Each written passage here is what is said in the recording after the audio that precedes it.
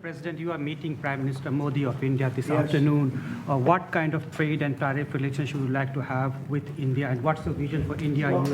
India traditionally is the highest, just about the highest tariffed country. They charge more tariffs than any other country. And, I mean, we'll be talking about that. But, again, whatever they charge us, we're charging them. So it works out very well. It's a beautiful, simple system. And we don't have to worry about, gee, we're charging too much or too little. But traditionally, India is right at the top of the pack, pretty much. There are a couple of smaller countries that are actually more. But India is a they charge tremendous tariffs. I remember when Harley-Davidson couldn't sell their motorbikes into India because of the fact that India, the tax was so high, the tariff was so high.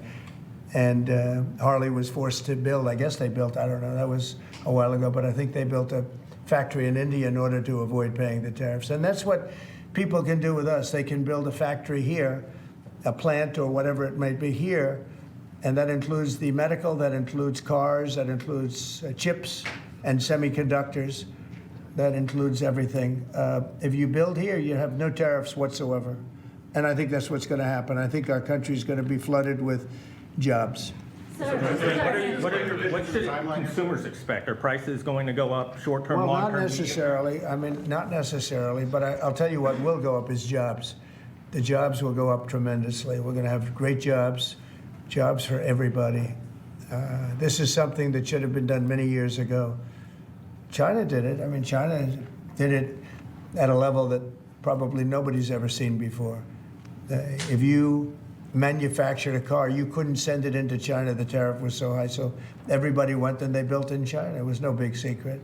So we're going to see, but it's going to mean tremendous amounts of jobs. And ultimately, prices will stay the same, go down.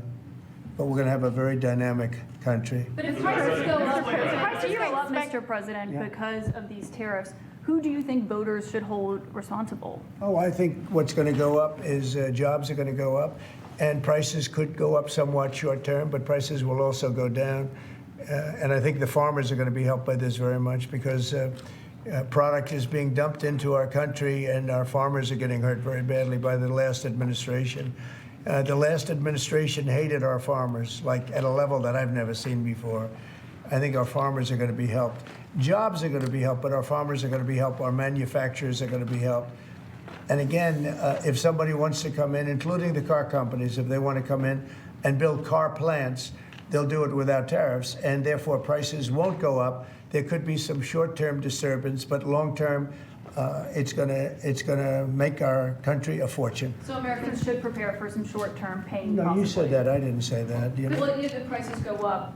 Let's see what happens. Nobody really knows what is going to happen other than we know that jobs are going to be produced at levels that we haven't seen before. We know that we think interest rates are going to ultimately be coming down because of things that happen, and they go hand in hand with the tariffs. But we think that the prices for some things, many things, it could be all things, will go down. Ultimately, will go down. Mr. President, can you explain the timeline here, sir? There's a period of time for a review, a report, 180 days. Sure. What's the earliest date that you think tariffs will actually be implemented and executed? Well, I would say, maybe I'll ask Howard to answer that because he's going to be the one that's implementing. What do you think? Our studies should be all complete by April 1st. So we'll hand the president the opportunity to start on April 2nd if he wants. So I think we'll be ready to go on April 1st, and we'll hand it to the president, and he'll make his decisions. But remember, if they drop their tariffs, prices for Americans are coming down. Our production's going up, and our costs are going down. Remember, it's a two-way street. That's why it's called reciprocal. And have you spoken to any American CEOs directly about this? Are they calling you and asking for I've spoken to many, example? and many love it. And they say this is going to be the thing that makes our country really prosperous again. And this is going to be what pays down to $36 trillion in debt and all the other things. And this is going to be, this is an amazing day.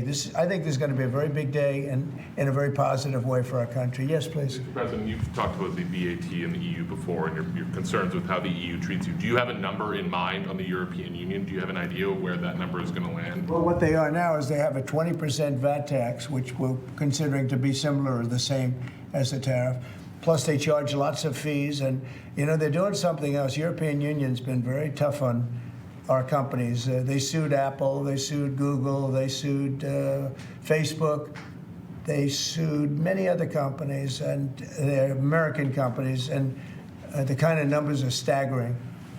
And the court system over there is not very good to our companies. If you know that Apple had to pay, I think, $16 billion in a penalty, a court case that was really shocking because most people thought they would have won that court case, people that watched it. So they've been very tough. Airlines have called me up and they said, could you help us with Europe because they're charging us so many different fees. I got a call from the head of American, United, and other airlines saying, every time we land a plane, we get just absolutely killed by the European Union. And so they haven't been treated. We think the European Union is wonderful. We all love Europe, love the countries in Europe. But European Union has been absolutely brutal on trade. Canada's been very bad to us on trade, but now Canada's going to have to start paying up. And Canada's been tough on the military because they have a very low military cost. They think we're going to, protect them with our military, which is unfair. So Canada's going to be a very interesting situation because, we just don't need their product. And yet they survive off the fact that we do 95% of what they do. And Canada is just absolutely, I say it, and sometimes people smile and sometimes they say, great idea, but Canada, their taxes would come down greatly. Their security would go up greatly. Amazing things happen to Canada. And really Canada in this particular, why would we pay $200 billion a year in subsidies to Canada when they're not a state? You do that for a state, but you don't do that for somebody else's country. So I think Canada is going to be a very serious contender to be our 51st state. How long are negotiations going with Canada? There was obviously a delay in implementing those tariffs. I spoke to Governor Trudeau on numerous occasions, and we'll see what happens. But it just sets up so good for them. Look, the people would pay much less tax than they're paying right now. They'd have perfect military protection. They don't have any military protection because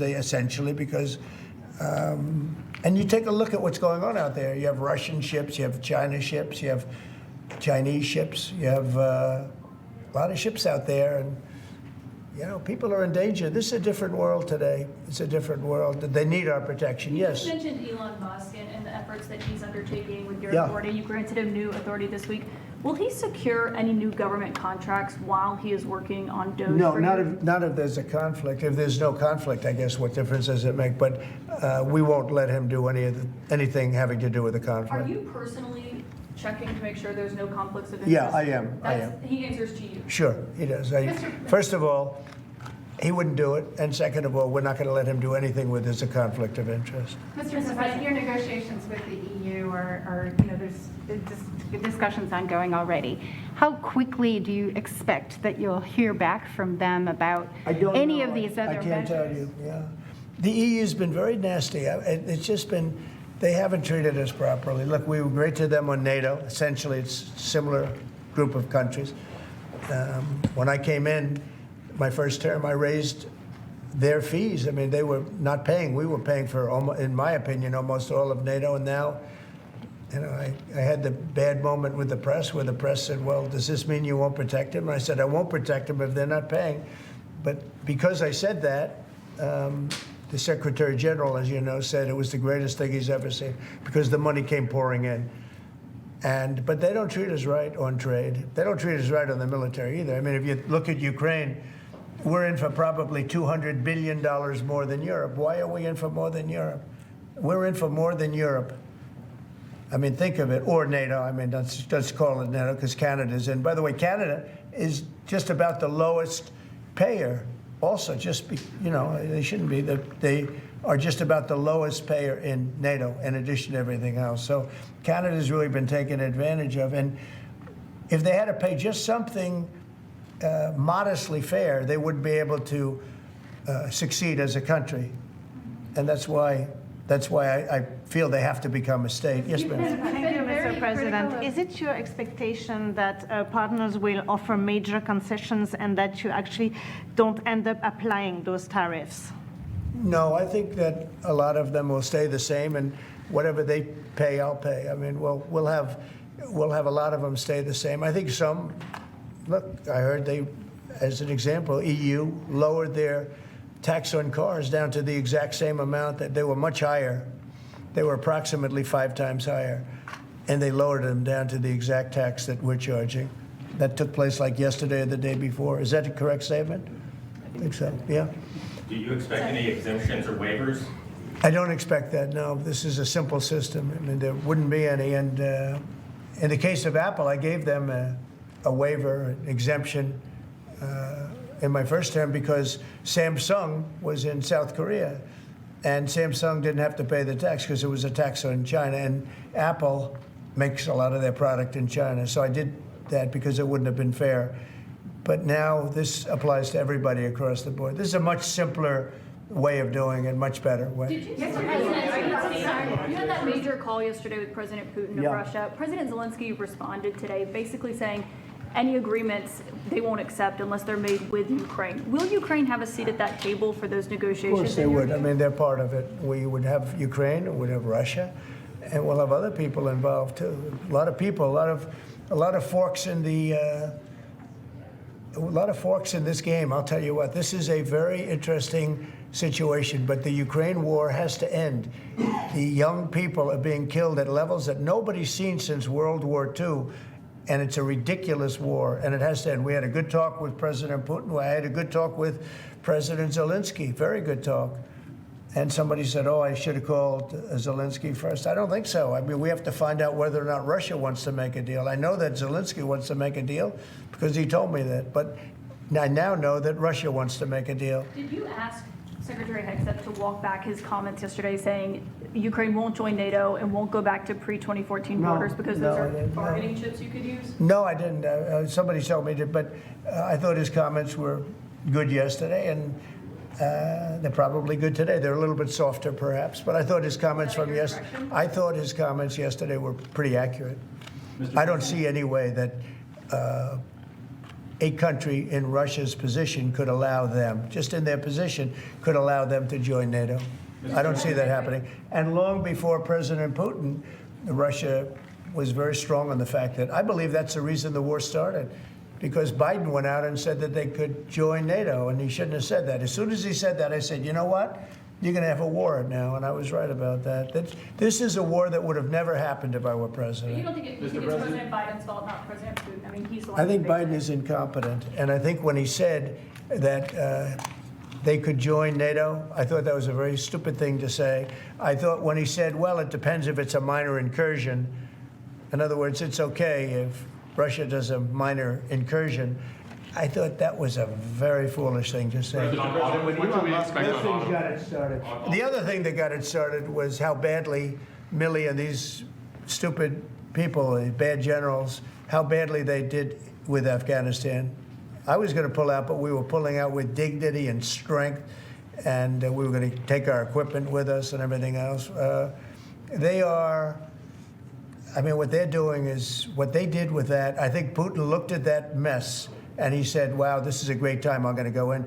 But what the Americans said, I'm not blaming Americans, but I will say what they said had a big influence on his deciding to go in. Yeah. When Elon Musk met with Prime Minister Modi earlier today, did he do so as an American CEO or did he do so as a representative of the U.S. government? Are you talking about me? No, Elon Musk. Elon, I don't know. They met, and I assume he wants to do business in India. But India is a very hard place to do business in because of the tariffs. They have the highest tariffs just about in the world, and it's a hard place to do business. No, I would imagine he met possibly because, you know, he's running a company.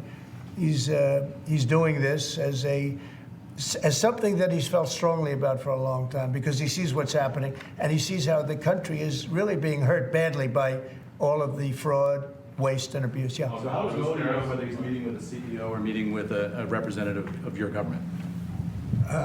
Well, he's meeting with me in a little while, so I'm going to ask him that question. All right, I'll ask him that question, yeah. On auto tariffs, what should we expect, sir? You mentioned obviously steel and aluminum and pharmaceuticals. What are you thinking about auto tariffs? We haven't talked about that much. I think autos are coming soon. I think they're all coming more or less at the same time. And it's not going to be a big shock to the system. But what it's going to do is it's going to bring pharmaceuticals back to our country. Much more important than the money. It's a lot of money, but it's going to bring pharmaceuticals back to our country. It's going to bring chips back to our country. It's going to bring automobile. We're going to do a lot more automobile manufacturing in our country. You know, when I did this, when I announced this during the campaign, they were going to build the largest car plant in the world in Mexico. It was almost under construction. It was just starting. And when they heard me make that statement, and they thought I was going to win the election, actually, it was a few months before the election itself, China was building the car plant. It was going to be the largest in the world. They immediately stopped construction. You can see the foundations there. They immediately stopped. When they heard I was doing this, that would have destroyed Detroit. It would have destroyed Michigan. This plant would have taken up more than almost the whole state built.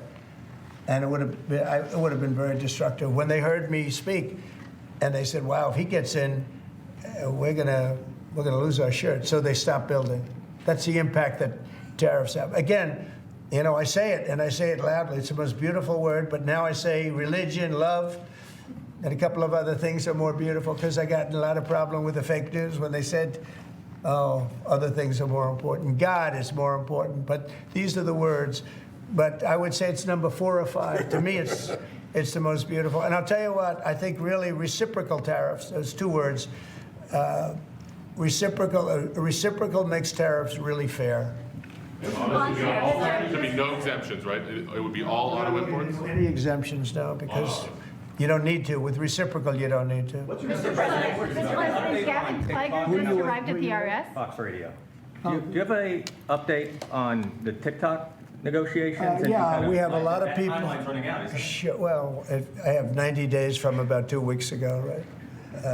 And I'm sure it can be extended, but let's see, I don't think you'll need to. We have a lot of people interested in TikTok, and I hope to be able to make a deal. I think it would be good. You know, people have learned it's very popular, and we'll have to probably get approval from China to do it, but we have a lot of people that are interested, and a lot of people, I think China will be interested because it's to their benefit too.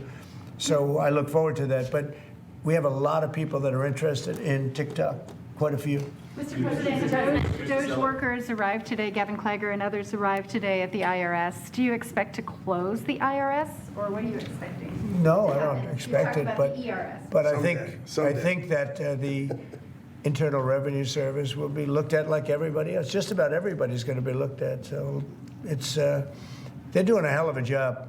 It's an amazing job they're doing. And you know, that force is building these, I call it the force of super geniuses, but it's building. And you know, they go up and they talk to some of the people about certain deals, and the people get all tongue-tied. They can't talk because these people get it. They're very smart people.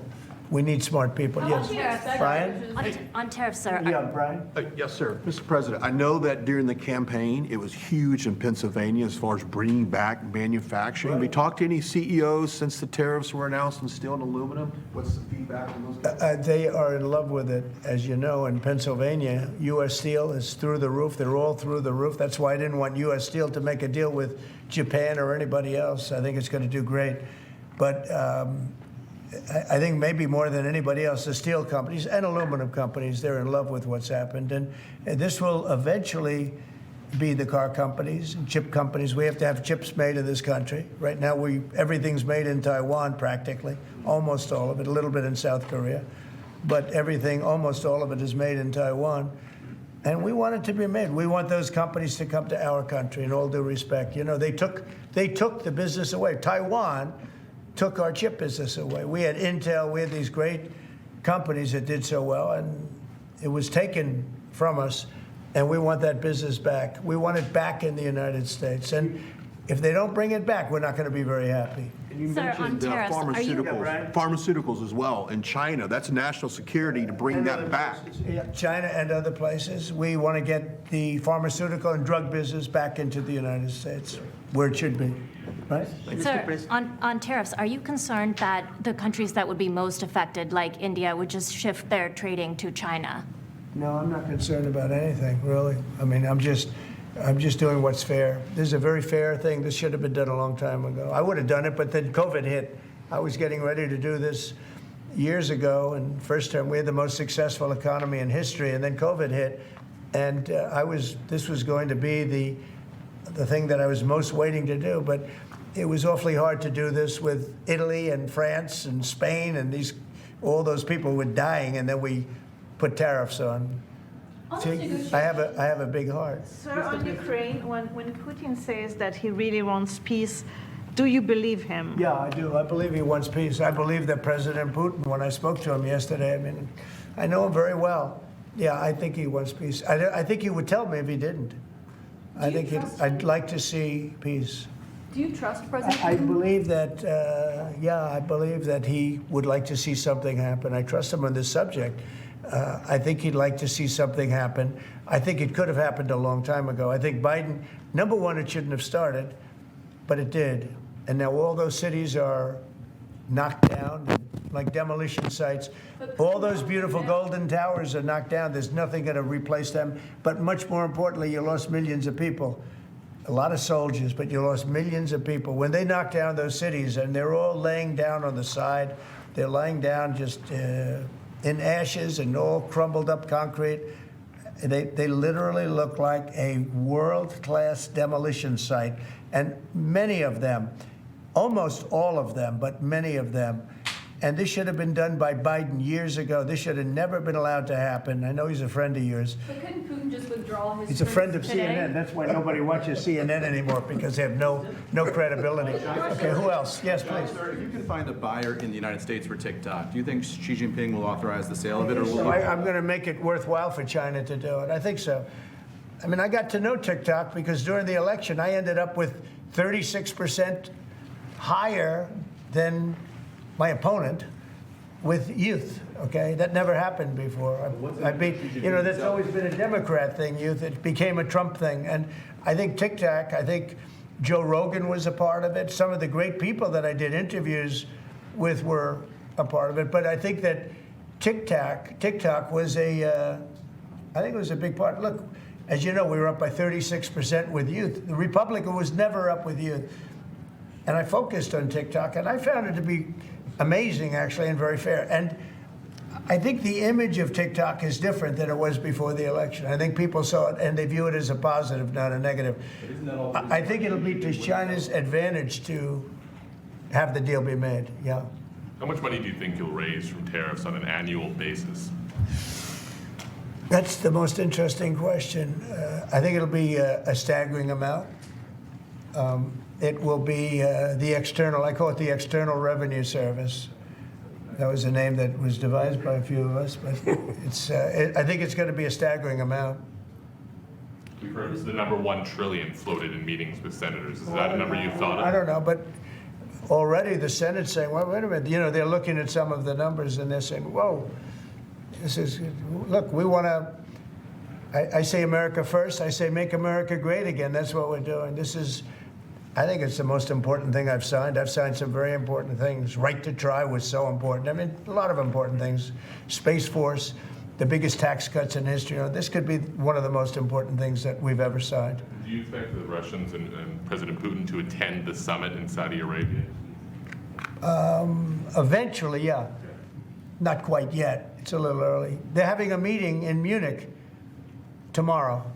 Russia is going to be there with our people. Ukraine is also invited, by the way.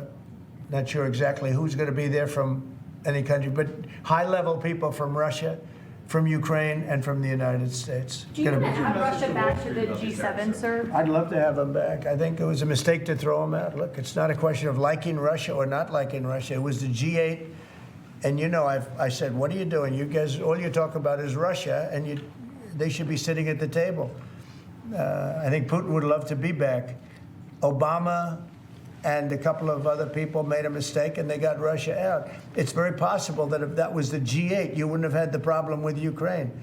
And if I was president, you definitely wouldn't have had the problem with Ukraine. Russia would have never attacked Ukraine. But you ask a very good question, the G8.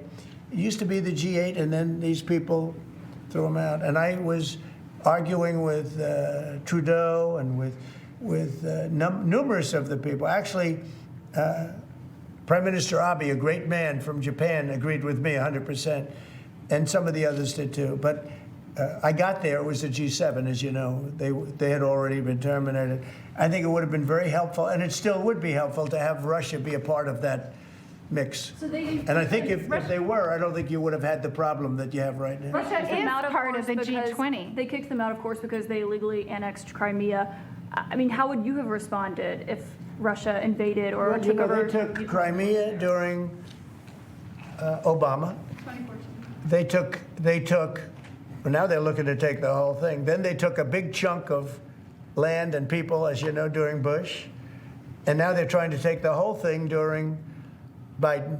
You know, the only one that didn't give them anything is Trump. They never took anything with Trump, nothing, not 2 inches of property of land. But Crimea was Obama. And then Bush gave them a lot, if you remember. And then, in fact, it's a sort of a standard little phrase. And Biden's giving them everything because this is a war that shouldn't have been had. And the only one that didn't give them anything is Trump.